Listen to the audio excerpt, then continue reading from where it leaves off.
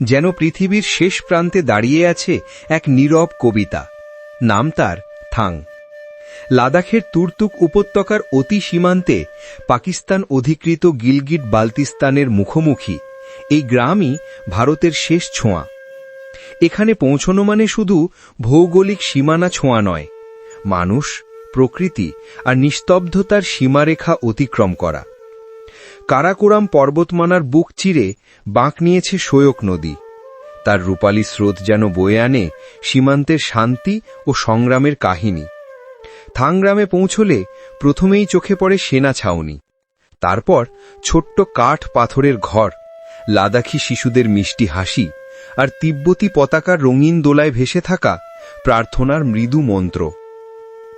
এখানকার মানুষরা মূলত বালতি জাতির। তাদের ভাষা, পোশাক, আতিথেয়তা সবেতেই মিশে আছে একটি সীমান্ত সংলগ্ন সভ্যতার সৌন্দর্য। তারা বলে, এখানে সূর্য ওঠে ভারতের আলোয়, কিন্তু তার শেষ রশ্মি মিশে যায় পাকিস্তানের পাহাড়ে। থাংয়ের পথ লাদাখের নুব্রা উপত্যকা থেকে প্রায় 3 ঘণ্টার।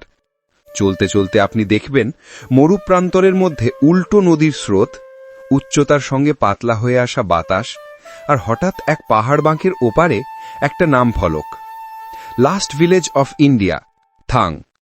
Welcome to the last Indian northernmost village, Thang in Ladakh, explore ইট।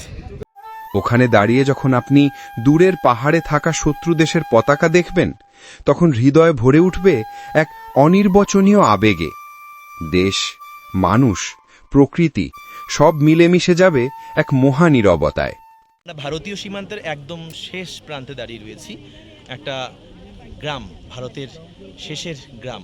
তো সেই শেষের গ্রাম থেকে আমরা দেখছি ওপাশে যে পাকিস্তান রয়েছে, অন্য একটি রাষ্ট্র, সেখানকার রাস্তা, নদী এবং অনেক দূর থেকে গ্রাম দেখাচ্ছে। সন্ধ্যায় সৈয়কের ধারে সূর্যাস্তের রঙে থাং যেন সোনালি ধূপে ভেসে যায়। সেনাদের প্রহরা আর বাতাসে ওড়ানো প্রার্থনা পতাকা, দুয়ের মিলনে গড়ে ওঠে সীমান্তের এক অলৌকিক সুর।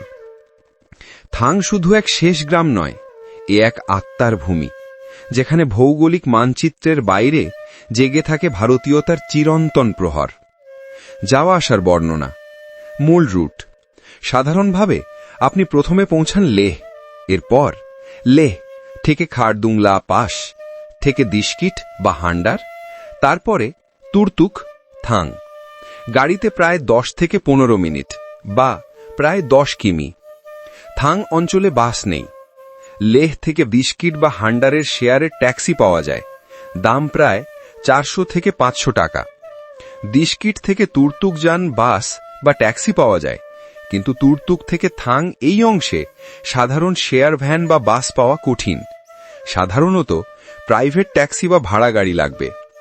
উল্লেখ্য, এই অঞ্চলে যাওয়ার জন্য বিশেষ অনুমতি লাগে যদি আপনি সাধারণ পর্যটক হন। পথ চলতে চলতে ছোট্ট একটু বিরতি, প্রকৃতির সান্নিধ্যে কাটাতে বেশ লাগছে। আর মাঝে মাঝে ছোট ছোট দুর্ঘটনা, যার জন্য ফার্স্টে চলছে, বাইক থেকে একজন পড়ে গিয়েছিল, সাধারণ ব্যাপার, কোনো ব্যাপার না, হতেই পারে, কিন্তু সবাই ঝাঁপিয়ে পড়ছে একজনের জন্য, সবাই একসাথে দাঁড়িয়ে পড়েছে। আমরা সেই দৃশ্যই দেখাচ্ছি সবাইকে। এত সুন্দর একটা জায়গা, যেখানটায় একটা নদীর স্রোত বইছে পাহাড়ের পাশ থেকে। খুব সুন্দর লাগছে জায়গাটা, খুব উপভোগ করছি জায়গাটা। আর এদিকে আমাদের রাইডার্স বন্ধুরা, ওরা সব একজোট হয়ে কেউ গল্প করছে, হ্যাঁ, কেউ মজা করছে। থাকার সুবিধা বা বিকল্প। থাং গ্রামে রাতের থাকার জন্য এখনও অফিসিয়াল হোমস্টে বা গেস্ট হাউসের ব্যবস্থা খুব একটা নেই। অধিকাংশ ভ্রমণকারী থাং ভিজিট করে ফিরে তুর্তুক বা নিকটবর্তী গ্রামে থাকে।